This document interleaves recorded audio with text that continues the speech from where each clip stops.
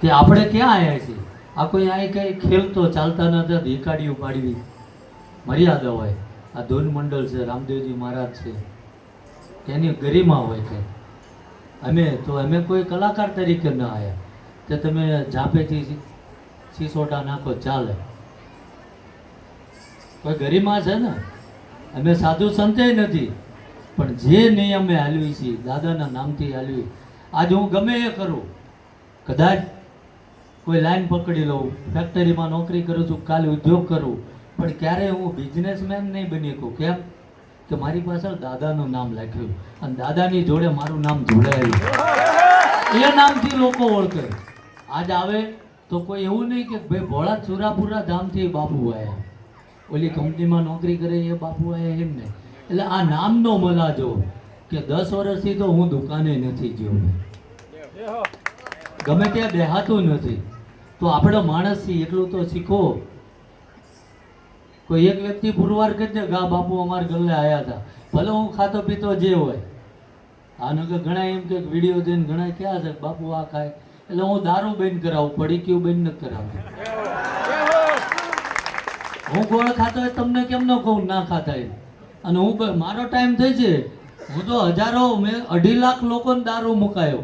તમે 5 ને મસાલા મુકાવો તોય માર બંધ કરી દેવાનું. હાલો, કારણ કે હું રન કાપું, કોઈ બાનો નથી કાઢતો. આજ ઉંમર નાની, જવાબદારી મોટી લઈને ફરું. કંઈક એવી દીકરીઓ નિરાધાર કે સુરાપુરા ધામ થકી એ દીકરીના મા બાપને ખબર ન પડીને અમે લગ્ન કરાવી દીધા. ઘણા એવા બાળકો છે કે જેને ભણવામાં હજુ અઠવાડિયા મારે જ મારી કાર્યક્રમ હતો અને એક ભાઈ દોડા આવ્યા, મને કે 10 મિનિટ કામ છે. આ સત્ય છે એ બોલું છું, પુરાવો આપી દેવાનો. મને કે થોડી મદદની જરૂર હતી, એટલે મેં કહ્યું બોલો ભાઈ. આપણને એમ કે 5-25 રૂપિયાની જરૂર રહેશે. એટલે મને કે મારો પ્રોજેક્ટ રહ્યો ને એ અત્યારે ડાઉન ચાલે છે, 5 કરોડની જરૂર છે. મેં કહ્યું મને ગીરવે ક્યાંક મૂકી દે આપણે. તો એવા પ્રોજેક્ટ કરો છો શું કામ? 5 બટન પડ્યા હોય થોડો બુશર્ટ સીવડાવી દેવાય, કાપડના સિલાઈના કોણ આપશે?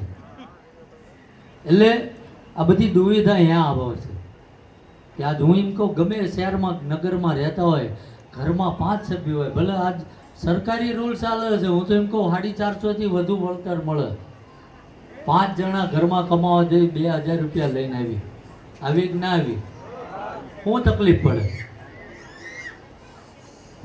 પડે?